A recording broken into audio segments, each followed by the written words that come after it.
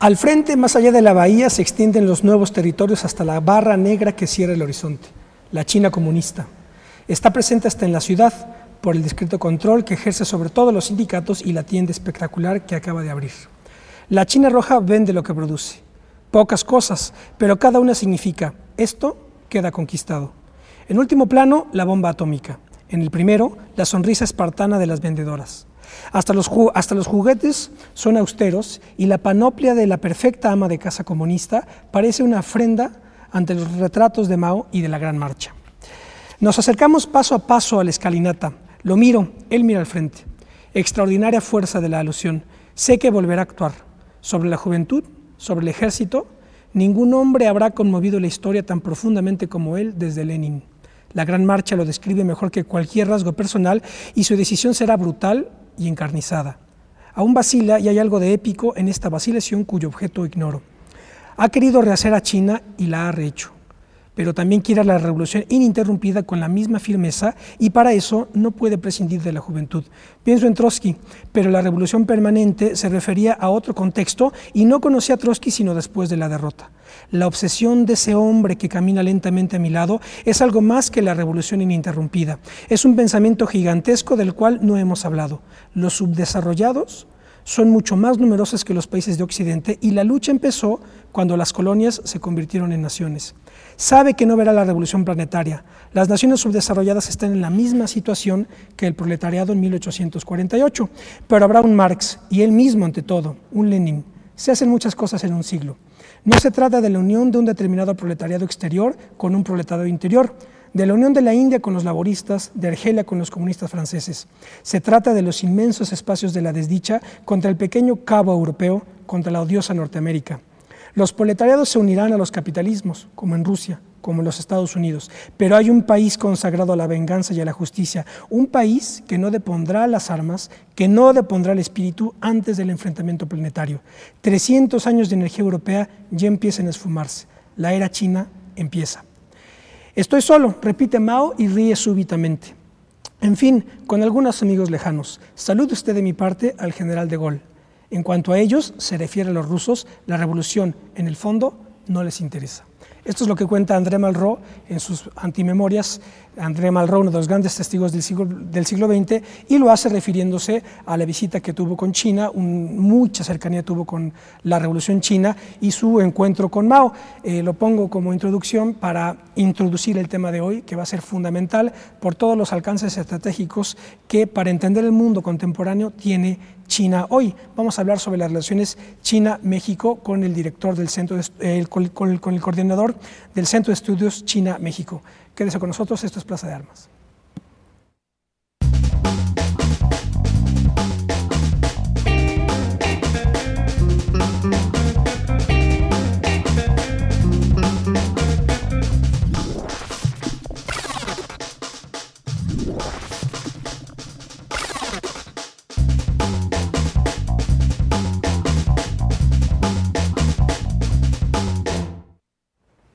¿Cómo les va? Qué bueno que están en otro programa de Plaza de Armas aquí por Capital 21. Yo soy Ismael Carballo. Les recuerdo nuestra página propia www.plazadearmas.tv, nuestra dirección de canal de YouTube, el canal se llama Nódulo TV, ahí pueden ver también todos los programas, y nuestro correo electrónico plazadearmas21@gmail.com. Quise iniciar con alguien como Malraux, que tuvo tanta cercanía, como les digo, con el mundo oriental, con China, con la Revolución China. Varias de sus grandes novelas tienen que ver precisamente con la Revolución China, con Mao, con el maoísmo. Y estas antimemorias son por ahí del 67-68, y evidentemente que él ya veía venir el inicio de la era china, que vaya que la estamos viviendo, la estamos presenciando, y por tanto es tan importante, sobre todo caída la Unión Soviética, pues ahora la plataforma china es la plataforma fundamental, además de la norteamericana, cuando se trata de hablar de plataformas imperiales y de cuestiones de geopolítica y de geoestrategia, y por eso es tan importante el tema de hoy. Y para ello tengo el gusto de saludar al doctor Enrique Dussel-Peters. ¿Qué tal, Enrique? ¿Qué tal? Muchas gracias por la invitación. Al contrario, un placer que estés con nosotros. El doctor Enrique Dussel-Peters él es profesor en el posgrado de Economía en la Facultad de Economía de la Universidad Nacional Autónoma de México, donde además coordina el Centro de Estudios China-México. Les doy de una vez la página del centro, es www.economia.unam.mx/Sechimex. Es ahí donde está la página web de este Centro de Estudios China-México, que es de lo que vamos a hablar hoy. En parte vamos a hablar también de China, de esta pues, plataforma tan compleja. Aquí traigo algunos libros que también los iré ofreciendo, pues simplemente como referencias, además de todas las referencias que nos dará Enrique. Voy a, si me lo permites, leer rápidamente algunos párrafos de la explicación de lo que es el Centro de Estudio China-México para entrar por ahí, y luego ya lo que haremos es hablar primero del Sechimex, luego relaciones China-Hispanoamérica, y luego relaciones China-México, más o menos, para explicarles un poco de qué constará este programa, que seguramente tendrá continuación en otros programas. ¿Qué es el Centro de Estudios China-México? Dice así: la República Popular China en adelante, ha sido históricamente y con gran intensidad en la actualidad un actor global de la mayor dimensión socioeconómica y geoestratégica. Su creciente participación en los mercados de bienes y servicios ha generado importantes cambios mundiales, incluyendo en América Latina y, por supuesto, en México. El caso de China es de por sí de la mayor importancia conceptual, económica, social y política. Su proceso de reformas desde finales de la década de los 70 ha cuestionado profundamente la teoría del desarrollo y del crecimiento económico. Adicionalmente, las políticas de Estado, de abolición de la pobreza territoriales y entre zonas urbanas y rurales, de educación en sus diversos niveles, así como de ciencia y tecnología y hasta sectores sociales y económicos específicos, son de la mayor relevancia en la actualidad. Más o menos así inicia la explicación, para no extenderme yo demasiado y dejar que Enrique nos lo explique. ¿Cuándo surge el Sechimex? Aquí está ya expuesto la relevancia que tiene China. ¿Cuándo inicia el Sechimex? ¿Por qué organizar el Sechimex? Claro. Enrique.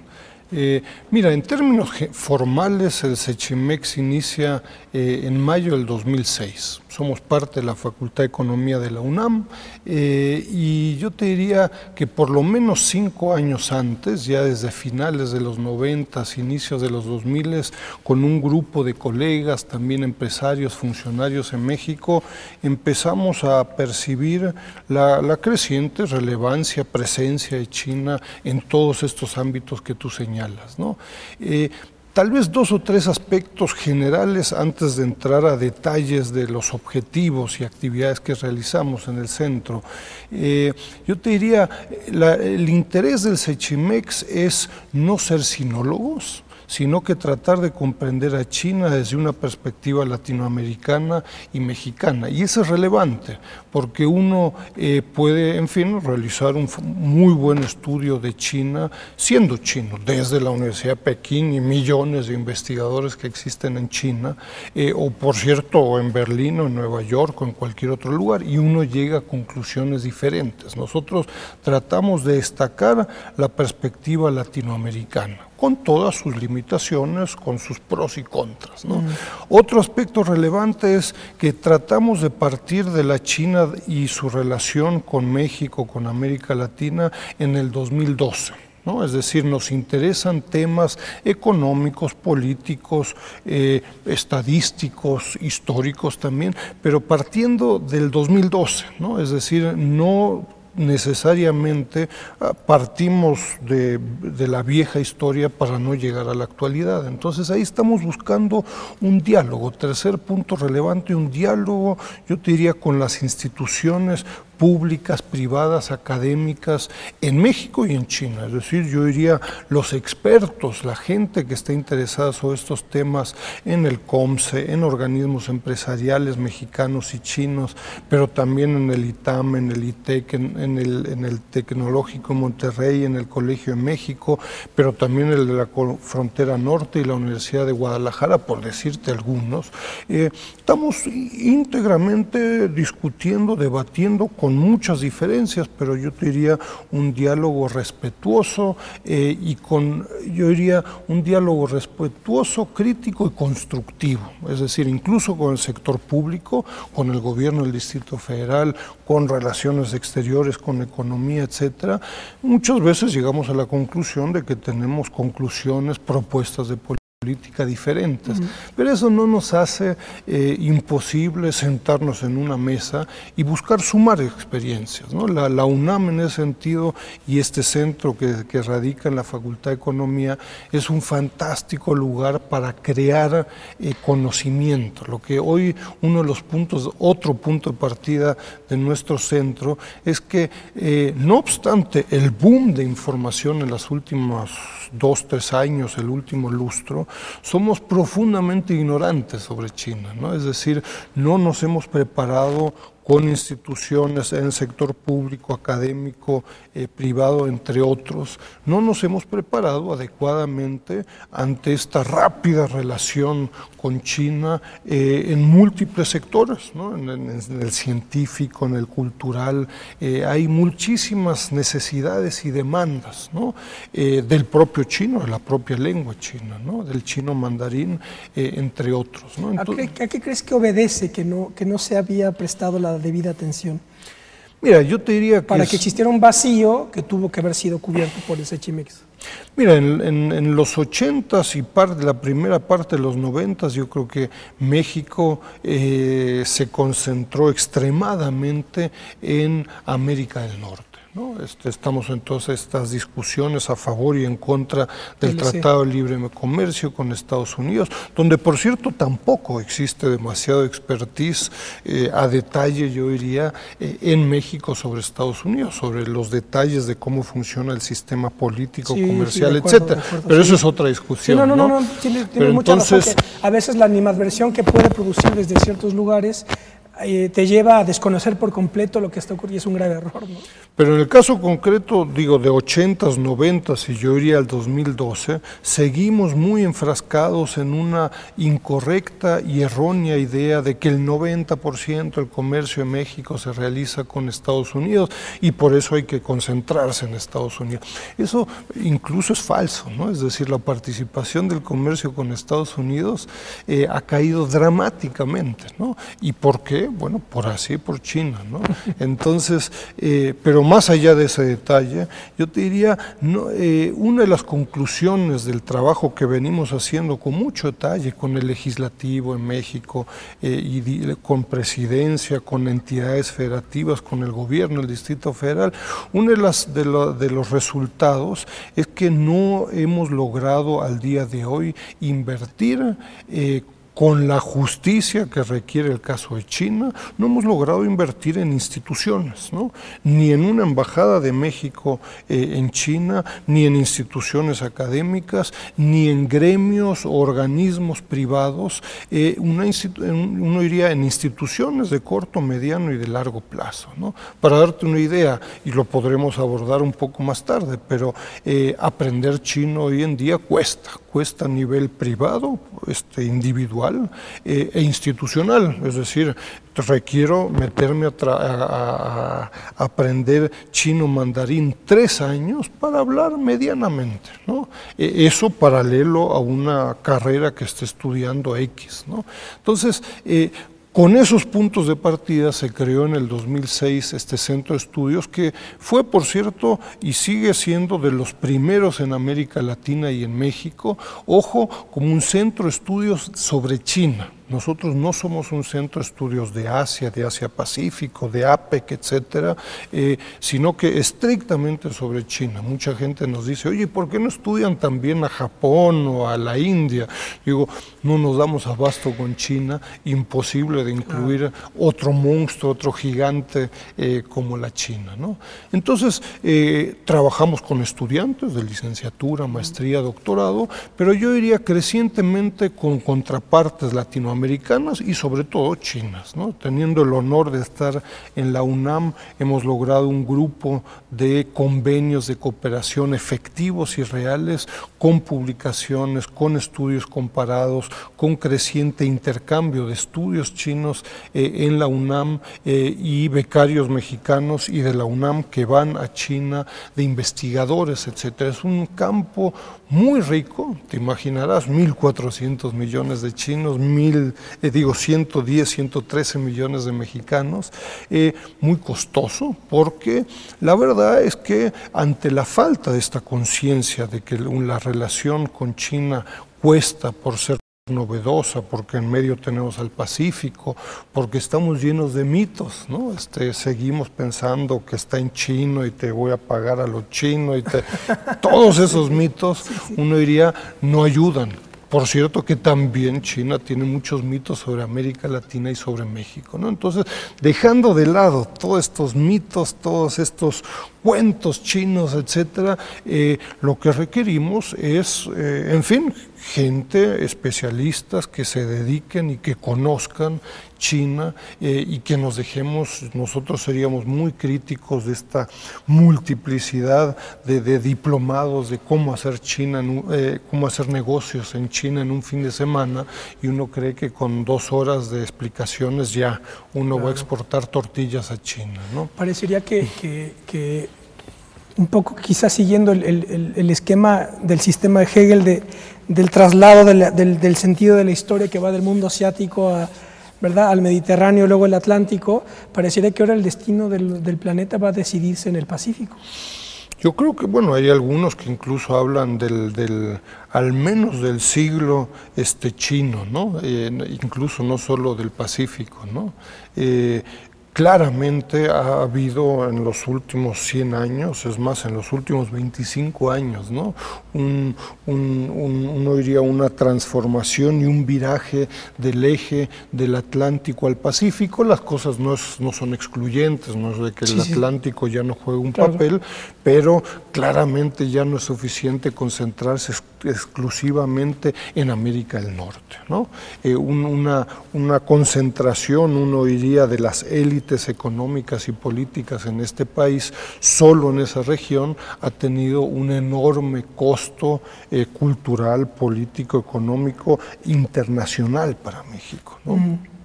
Y entonces en ese sentido es que estamos buscando en el Centro de Estudios China-México de lograr yo te diría, un diálogo interdisciplinario, pero serio. Es decir, la interdisciplinariedad no es que se habla de todo sin sentido, sino que ingenieros desde la ingeniería, políticos y politólogos desde la politología, médicos desde la medicina, economistas desde la economía, en este diálogo puntual con contrapartes chinas, es decir, que no sean monólogos y sean, para variar, diálogos del club de Toby en donde sean puros cuates, ¿no? Les voy a dar, si me permites, algunos datos de los miembros fundadores y de las instituciones para ver toda la red que se está articulando y que nuclea el Sechimex.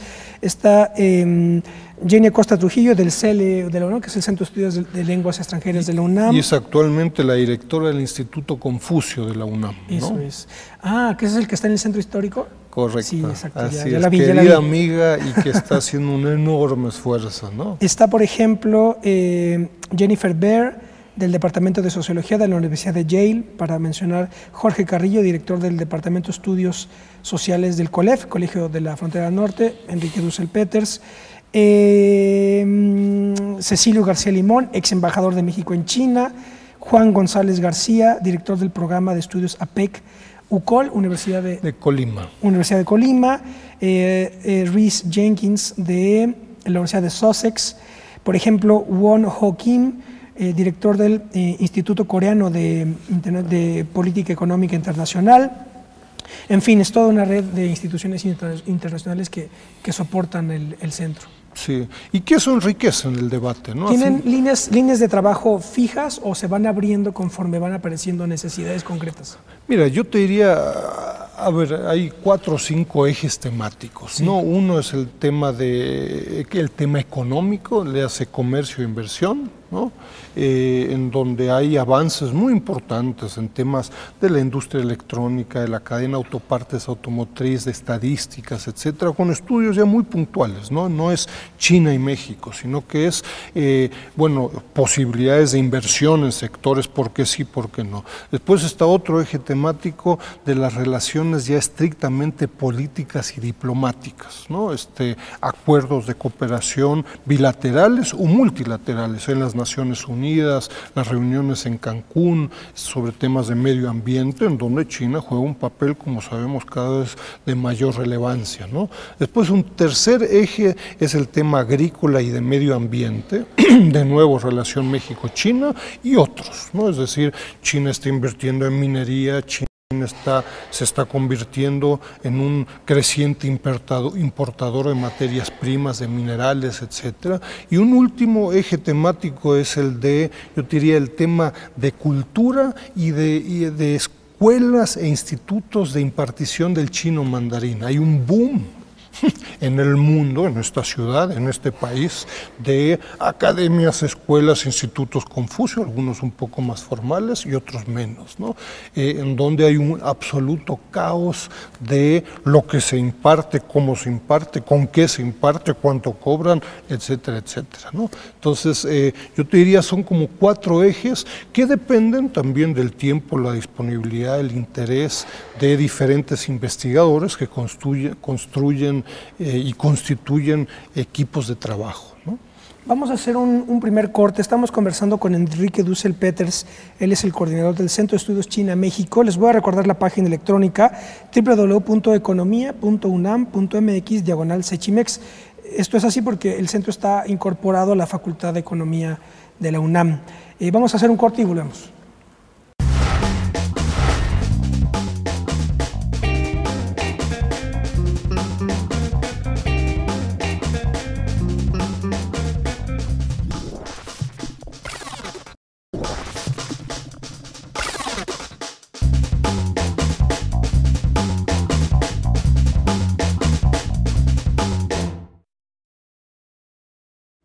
Ya estamos de vuelta, estamos conversando con el doctor Enrique Dussel Peters, coordinador del Centro de Estudios China-México, Sechimex, para darles algún material de referencia que vale la pena por lo menos tener noticia de él. Está el último libro de Henry Kissinger, este hombre tan polémico, pero tan importante, para bien o para mal, en la política mundial de la segunda mitad del siglo XX, y precisamente el último libro de Henry Kissinger es sobre China, On China se llama el libro. Es una edición, la que yo tengo, de 2011, es decir, es la última obra de Kissinger en donde analiza ni más ni menos pues, la historia y la centralidad de China para entender la configuración política, ideológica, militar, geoestratégica, de seguridad del mundo contemporáneo. En realidad podría decirse que la estrategia de Kissinger de llevar a Nixon a China a que se encontrara con Mao a principios de los 70, pues eso podría considerarse como una de las detonaciones del colapso soviético, ¿verdad?, para abrir a China al mundo. Así que este material, pues vaya que es importante tenerlo en consideración. Y otro tema que es fundamental es evidentemente las relaciones que China tiene con Hispanoamérica y con México. Centrémonos ahora, Enrique, relaciones China-América Latina. ¿Cómo están las cosas ahí?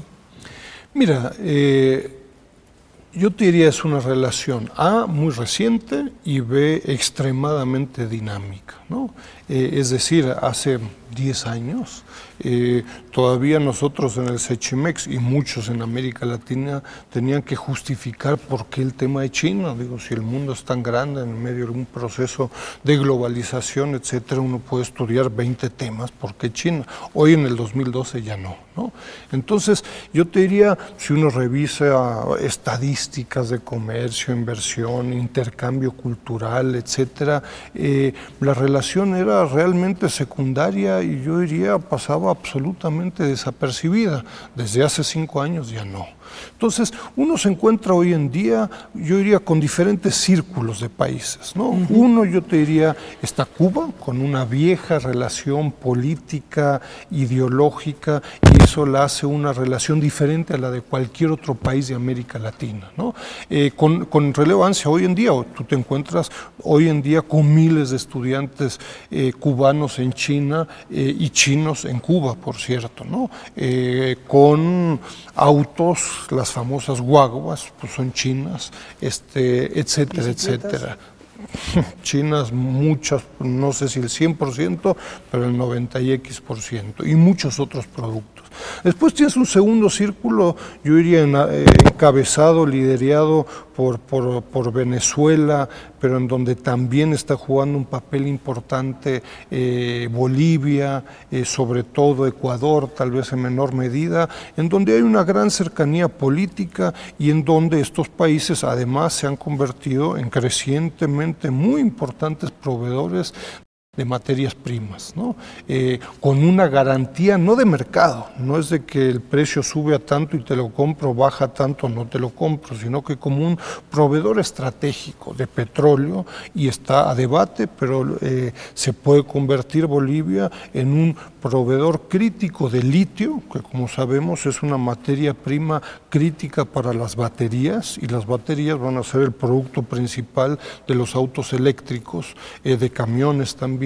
Entonces, y Bolivia tiene 50-60% un país de las reservas internacionales mundiales probadas de litio, ¿no? Entonces ahí tienes un segundo grupo de países.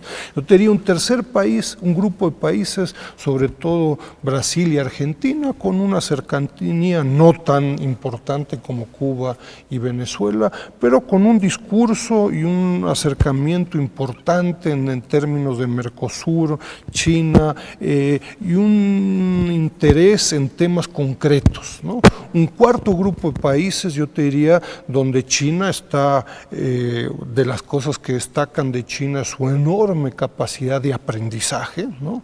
Entonces está aprendiendo en América Latina, con Costa Rica, con Perú, con Chile y probablemente otros países, de hacer tratados de libre comercio. Sorprendentemente tenemos un país socialista, hoy en día y en los últimos 5 años, como el principal país propulsor de TLCs a nivel mundial, ¿no? Yo te diría un quinto grupo de países vinculados a Centroamérica y el Caribe, donde estos países no tienen relación diplomática con China, sino que la siguen manteniendo con Taiwán, y eso permite una relación nueva. Hace 5 años todavía China estaba muy interesada y preocupada de que no fuera reconocida diplomáticamente por estos países. Hoy ya no. Hoy en día ya China tiene una postura muy diferente, diciendo ustedes se lo pierden. Y ustedes se van a engatusar en una relación en donde dentro de poco van a causar penas y vergüenzas ajenas. Y yo te diría el sexto país, con muy pocas excepciones, es México, en donde la relación comercial de inversión es muy dinámica, pero en el sector diplomático, político, es una relación que no cuaja, ¿no? Es una relación formal, diplomática, uno diría no hay grandes errores, pero está a low profile, como dicen en Estados Unidos, sin mayor dinámica.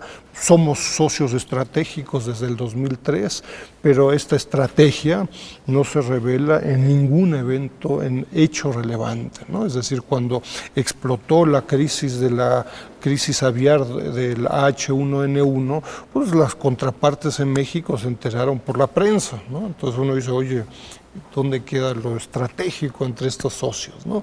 Entonces, eso por un lado, grupo de países, constelaciones diferentes, ¿no? Y después yo te diría, China hoy en día está profundamente cuestionando el modelo de desarrollo de América Latina.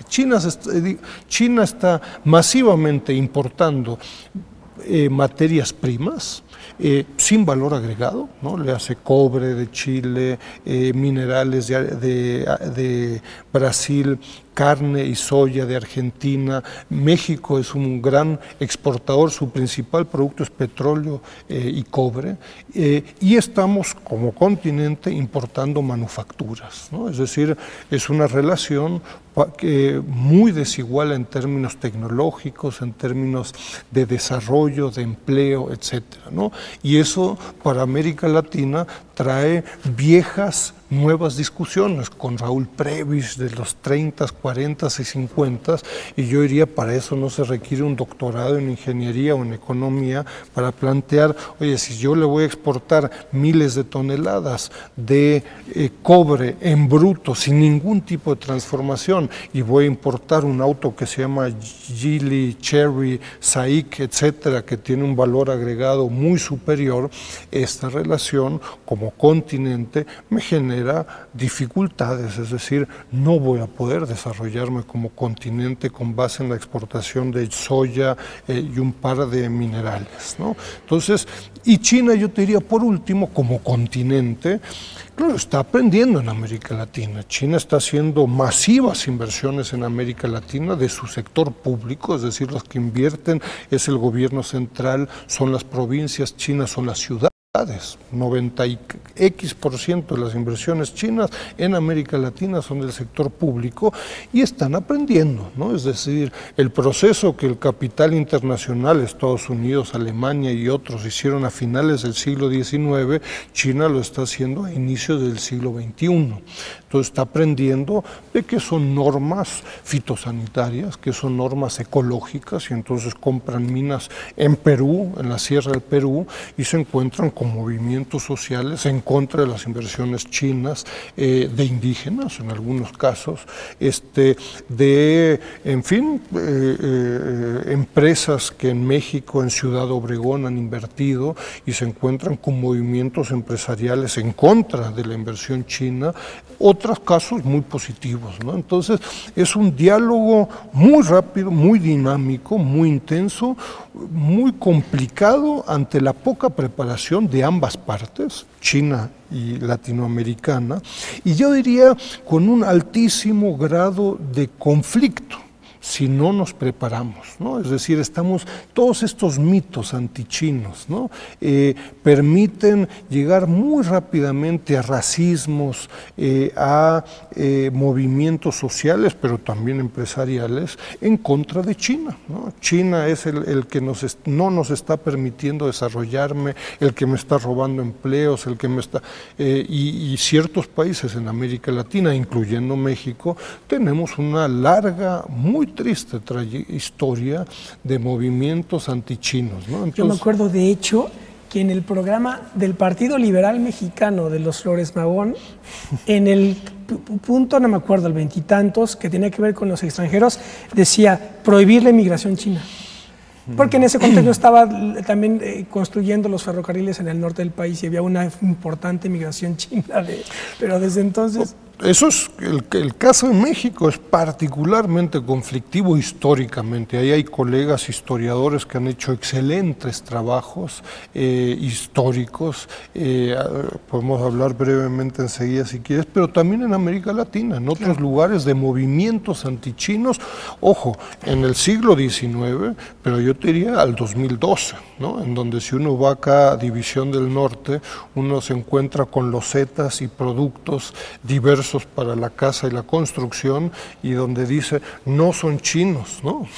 y uno, yo sé lo que quieren decir con ello, pero eso es absolutamente falso, ¿no? Detrás de eso hay una visión que lo chino es barato, de mala calidad, etcétera, en donde a la gente que conoce sobre eso les da risa, ¿no? Enrique, en virtud de que la China contemporánea es fruto de una de las grandes revoluciones y de los grandes movimientos ideológico-políticos revolucionarios del siglo XX, ¿cómo se dio? No, es inevitable pensar en la relación que hubo con ese China maoísta o con el maoísmo en América Latina. De la misma manera que no se puede entender tampoco, no se puede dejar de lado la influencia que la Unión Soviética tuvo también en movimientos de guerrilla, en la expansión del marxismo-leninismo. ¿Cómo se da con China eso? ¿Y cómo ha llegado hasta ahora, más o menos? Mira, es un tema sorprendentemente poco analizado en forma medianamente sistemática, ¿no? Ni en China ni en América Latina. Es decir, conocemos de los años 50, 60, parte de los 70, anécdotas, documentos perdidos en Perú, en Brasil, en México, una relación del gobierno y yo diría de todo un grupo maoísta en China, invitaciones que se hicieron a guerrilleros, a movimientos de izquierda muy lejanos a la Unión Soviética, pero ahí todavía falta un trabajo medianamente sistematizado, uno esperaría de la contraparte china, ¿no? en donde yo diría, pues la China del 2012, pues no está muy interesada en revolver este pasado, donde uno se va a encontrar muchas sorpresas, ¿no? Es decir, apoyos a gente insospechada en todos los ámbitos, en términos de financiamiento, en términos de capacitación militar para guerrilleros, política y de otra índole, ¿no? O sea, al respecto hay poco sistematizado. Y es sorprendente, como dices, por ejemplo, desde el punto de vista comunista, marxista, leninista, digamos, la Unión, pues es bastante, bueno, relativamente fácil encontrar las historias de los partidos comunistas de Bolivia, de Argentina, de México, etcétera, la relación luego que tiene con el, por ejemplo, con el castroguevarismo, cómo todo eso se va, en fin, eso más o menos ya se tiene el mapa, pero el maoísmo, la línea maoísta no, salvo que es Sendero Luminoso, que está por ahí le contaba Enrique que en una biografía de Abimael Guzmán, el líder de Sendero Luminoso, contaba que cuando todos los latinoamericanos estaban discutiendo que si el Che Guevara, que si Ho Chi Minh, que si, ¿verdad?, las tesis de Fidel Castro, había pintas en los 80, bardas pintadas en Lima que decía Deng Xiaoping, hijo de perra, ¿verdad? Porque entonces todo el mundo decía, bueno, ¿y quién es Deng Xiaoping? ¿Y a cuento de qué viene aquí Deng Xiaoping en Lima, Perú, ¿verdad? Esto un poco es una gráfica de la extrañeza de esa relación, ¿no? Sí, ahí hay un enorme trabajo que hacer, en donde las embajadas chinas también en los respectivos países jugaron un papel importante, y que yo te diría, digo, en general la postura del sector público china es muy clara. Olvidémonos un poco de esa parte, partamos, yo te diría, de los 2000. Y los 2000 desde una perspectiva china queremos una relación armoniosa en el corto, mediano y largo plazo, con base en el comercio, con base en inversiones y con base en una visión estratégica de mutuo interés, en un principio estrictamente económico. Claro, pero ahí lo interesante es lo que dice Malraux, que dice, pero en el fondo, en el plano de fondo, la bomba atómica, ¿no? O sea, porque China es una de las que tiene bomba atómica y son los que... Y ahora, esto es interesante ya verlo en contextos ya geopolíticos, en donde, por ejemplo, tienes a China junto con Rusia, que no están aceptando la posición de los países occidentales en el caso de Siria, por ejemplo, que dicen no vamos a permitir que Estados Unidos o Francia quieran hacer con Siria lo que hicieron con Gaddafi en Libia, ¿no? Y entonces mira, lo que pasa es que la China actual, yo te diría de los 2000, es una China que se está autocomprendiendo en el escenario internacional. China es el sur, China es el norte, China es el este, es el oeste. Tienes una China extremadamente desarrollada tecnológicamente, encontrarás parques tecnológicos como no lo vas a encontrar ni en Europa ni en Estados Unidos, y encuentras todavía zonas y regiones muy pobres, ¿no? Entonces, tratar de decir es que China es un país en vías de desarrollo, yo te diría, conozco 20 casos que no tienen nada de desarrollo. Es que China es un país industrializado, pues tiene sus regiones que, claro, es un continente, ¿no? Y China, cuando le conviene, pues a veces es un país del tercer mundo, a veces es un país del G2, ¿no? Le hace de Estados Unidos con China, sí, como se sentaron con Obama hace un par de años y trataron de ver temas de cambio climático, ¿no? Entonces ahí tienes el G2 y dirás, oye, ¿no que eran del tercer mundo uno de los 70? Claro, no. Claro. Entonces, pero China quisiera, yo diría, lentamente entrar al escenario internacional, pero con cada crisis internacional, como la última del 2007, yo diría hasta la que nos encontramos ahora con Europa, etcétera, con cada crisis China se encuentra empujada, yo te diría, a entrar abiertamente al escenario internacional y a pagar costos, ¿no? Pagar costos militares, participar activamente en el Fondo Monetario Internacional, en el Banco Mundial, en la OCDE, etcétera, y eso genera conflictos, ¿no? Pues una sociedad que constitucionalmente es comunista, que sea un activo socio en el Fondo Monetario Internacional, con lo cual han tenido debates profundísimos, genera problemas no solo en el Fondo Monetario, sino que también internamente en China, ¿no? Entonces China preferiría ir mucho más lentos y de pronto se encuentra inmerso en una discusión internacional que hubiera preferido que fueran 20 años, ¿no? Claro. Voy a leerles los títulos de algunos de los cuadernos de trabajo que edita el Centro de Estudios China-México, que además están disponibles en su página de internet en formato PDF, para más o menos que tengan una primera impresión de la variedad de temas que abordan. El milagro chino, A Modern Day Industrial Revolution, una revolución industrial del mundo contemporáneo, de Loretta Napoleoni, la empresa en China y su contexto, dimensiones intervinientes en la práctica de hacer negocios, de Gustavo Santillán y otros. China y su modelo de desarrollo, un análisis amplio desde la perspectiva mexicana, de Arturo Oropesa García, Catálogo Cultural de México, de Pekín para la Ciudad de México. Por ejemplo, otro, Argentina y el principio de una sola China, de Eduardo Daniel Oviedo, de Enrique Dussel. México hace una agenda estratégica en el corto, mediano y largo plazo con China, propuestas resultantes de las labores del Grupo de Trabajo México-China, situación general y el futuro de la macroeconomía china, de Yutai Shang, la política de China hacia América Latina y el Caribe, del gobierno de la República Popular China.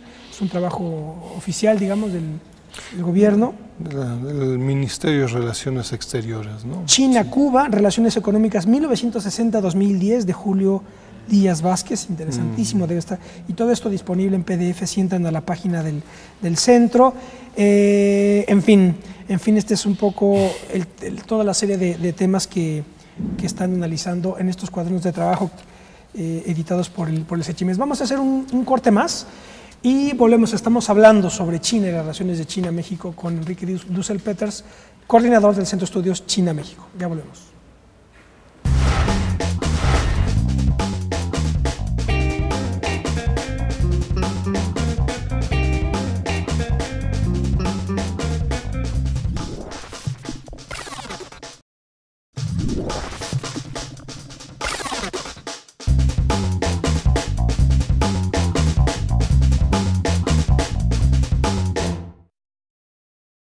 Ya estamos de vuelta, esto es Plaza de Armas. Estamos conversando con el doctor Enrique Dussel-Peters. Él es profesor en el posgrado en Economía en la Facultad de Economía de la UNAM y además coordina el Centro de Estudios China-México. La página del SECHIMEX es www.economia.unam.mx/SECHIMEX para que vean el material. Tienen mucho, bueno, prácticamente todo el material se tiene plena accesibilidad. También tienen toda una sección de videos, de conferencias, de un ciclo de conferencias que mantienen de manera permanente. Interesantísimo todo el material. Les voy a recomendar también un libro muy importante del profesor Gustavo Bueno, nada más que se consigue, me parece que solo en España, así que pues se puede pedir también por internet. El mito de la izquierda, del profesor Gustavo Bueno. Él ahí hace un análisis muy interesante desde una perspectiva filosófico-política, evidentemente que ideológica y también histórica, de lo que se podría señalar de manera global como las grandes 6 generaciones de izquierda que a partir de la Revolución Francesa en adelante pues se despliegan en el mundo y organizan pues la dialéctica política del mundo moderno, del siglo XIX y del siglo XX. Y rápidamente, las 6 generaciones son las siguientes. La primera generación, la izquierda radical, la jacobina. La segunda, la izquierda liberal, fundamentalmente la que tiene que ver con el liberalismo de Cádiz, en donde está todo el liberalismo americano. La tercera generación es la izquierda libertaria o anarquista. La cuarta generación, aquí empieza a ponerse interesante, es ya la izquierda socialdemócrata, que es la ya propiamente marxista. La quinta generación es la izquierda comunista, que es la leninista, y la sexta es la izquierda asiática, que es todo el maoísmo. De tal suerte que Gustavo Bueno aquí, en esta clasificación, le dedica todo un capítulo a analizar el maoísmo como uno de las grandes corrientes que organizan la izquierda mundial y que es imposible entender el siglo XX al margen del maoísmo y toda esta plataforma, que un poco es también lo que señalaba Malraux en el libro con el que inicié el programa. Centrémonos ahora entonces China-México, las relaciones China-México. Tú nos dices que al margen de que las relaciones comerciales tienen una marcha pues a pasos agigantados, diplomática e institucionalmente las cosas no se corresponden con esa escala y esa intensidad. ¿Qué es lo que ocurre ahí? Mira, cuando la relación entre México y China, el mutuo reconocimiento empieza en 1972, ¿no? Uno diría, durante por lo menos 2 décadas hubieron excelentes relaciones políticas con muy poca economía. Pero antes del 72, ¿cuál era el estatus de las relaciones? Pues no había un reconocimiento diplomático común, ¿no? Es decir, en México no reconocía la República Popular China, como no lo hacían muchos otros. México fue de los primeros países en América Latina en ese año, con Chile y un par de otros países, que reconocieron a la República Popular China, ¿no?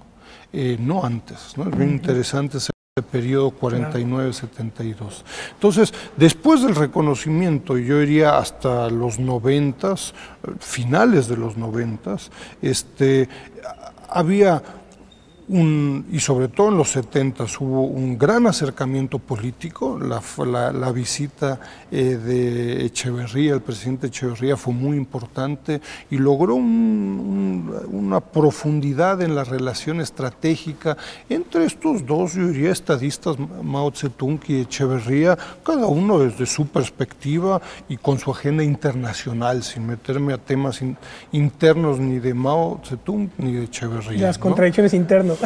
Entonces lograron un acercamiento muy importante, ¿no? Es decir, la visita de Echeverría a China hoy en día todavía es considerada como un evento internacional y que rompió y que inició toda una nueva estrategia, con muy poco comercio, con muy poca economía, con muy poca inversión. Hoy en día, yo diría en el 2012, estamos en una relación política muy endeble, muy limitada, institucionalmente pobre, por el contrario, muchísimo comercio, inversión, etcétera. Es decir, China desde el 2003 y hace 10 años se ha convertido en el segundo socio comercial de México. Después de Estados Unidos es China, ¿no? Pero en una relación, yo te diría, política, comercial y económicamente no sustentable. La relación en el 2011, importación-exportación, fue de 9-1, es decir, estamos importando 9 unidades y exportamos 1, ¿no? ¿Y qué es lo que México exporta a China? Es básicamente 70% es petróleo y cobre. Son productos que, si uno le pregunta a alguien, pues uno diría, del cobre ni sabía que lo teníamos, ¿no?, para exportar. Entonces, yo diría a grandes rasgos, la principal dificultad entre México y China, y desde una perspectiva mexicana uno podría hacer un análisis de por qué esto es así desde una perspectiva china, pero desde una perspectiva mexicana es porque las élites, yo diría políticas y económicas, hoy en día no le han dedicado el tiempo, la discusión, el debate, la reflexión y los recursos necesarios para entablar una relación en el corto, mediano y largo plazo con China. Es decir, porque nos dices que están centrados en Estados Unidos, fundamentalmente. Bueno, mira, están autocentrados en sus problemas, ¿no? Entonces hay toda una discusión cómo es posible que no haya una estrategia de desarrollo en general con Estados Unidos y menos todavía con China, ¿no? Entonces, claro, las contrapartes chinas, públicas, pero también privadas y académicas, nos preguntan a cada rato, bueno, México, ¿qué quiere de China?, ¿no? Entonces nos encontramos con en el mejor de los casos, con una enorme diversidad y heterogeneidad. En el peor de los casos, con una enorme, con una enorme ignorancia, ¿no? Muchos creen que, bueno, en fin, pues impera la esclavitud en China, ¿no? Y entonces van a Shanghái y van a la Nanjing Road y van a las reformas, a las calles reformas en Pekín, pero no solo en estas 3 o 4 ciudades, sino que en Chongqing, en Chengdu, y se encuentra uno con un comercio, con calles, con tecnología china, y uno decía, oh, híjoles, pues yo pensaba que China apenas tenía para comer, y sorpresas, tiene telecomunicaciones, está haciendo en electrónica, está invirtiendo en nanotecnología, es el principal productor de autos a nivel global. Entonces no corresponde nuestra ignorancia y nuestros mitos, no corresponden con la China actual, ¿no?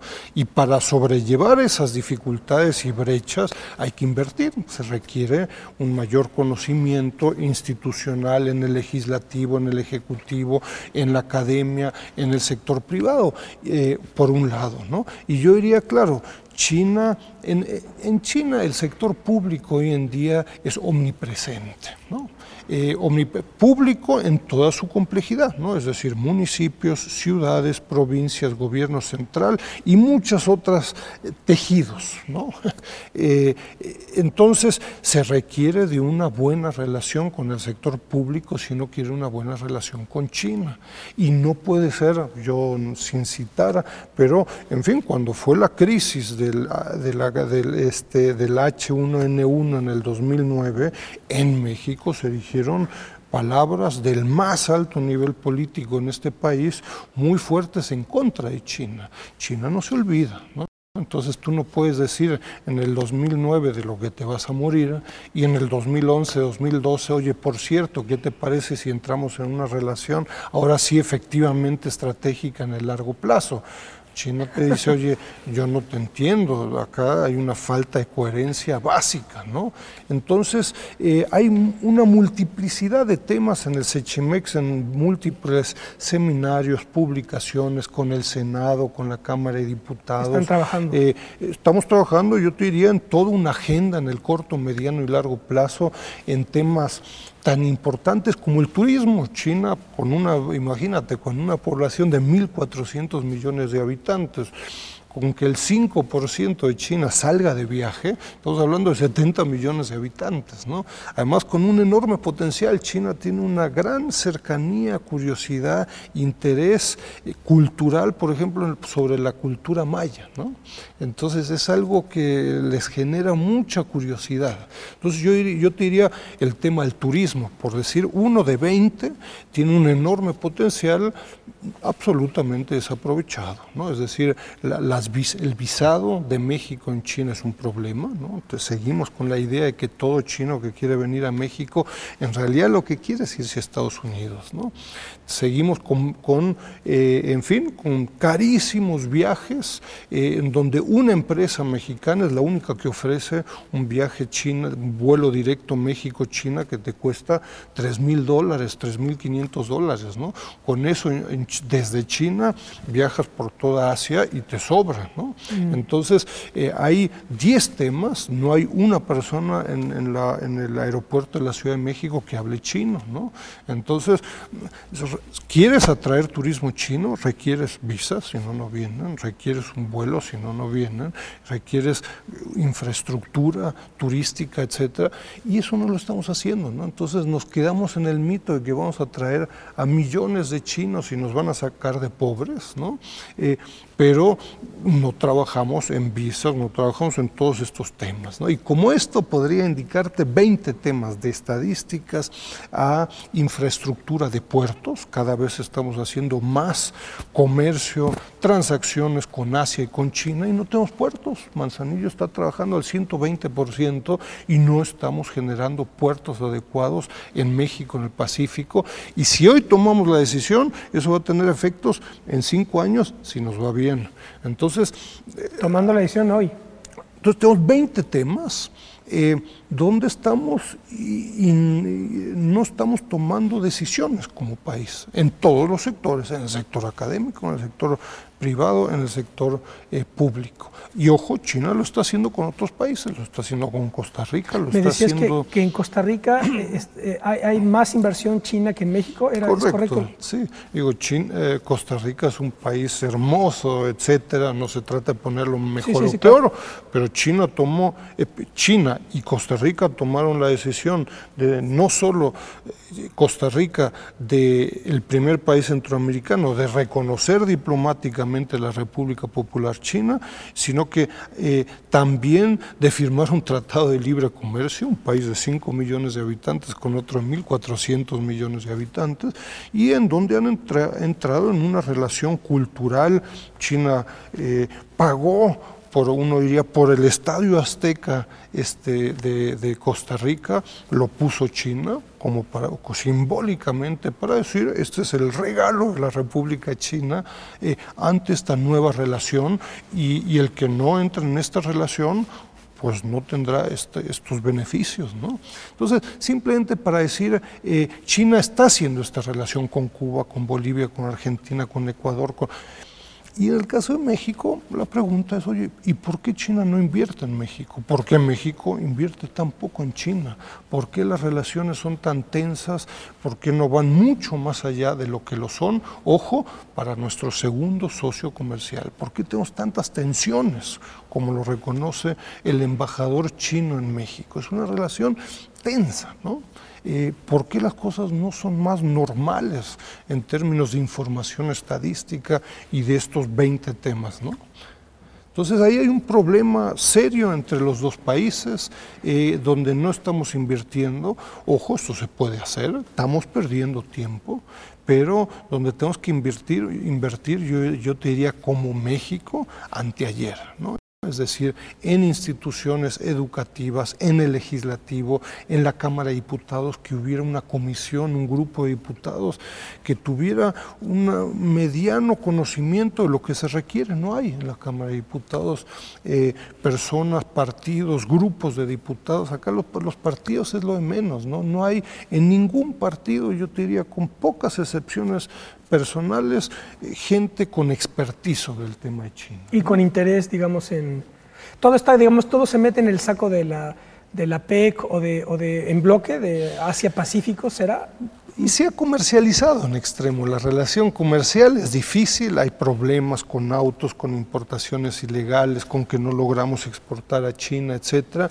Entonces nos la pasamos discutiendo sobre uvas y aguacates y camarones y quién sabe cuándo, sino que la relación... Una escala estratégica, ¿no? Y la relación es de 500 años con China, y no puede ser que dependa de arneses y de autos si la relación es buena o mala. Eso es uno de 20 temas, ¿no?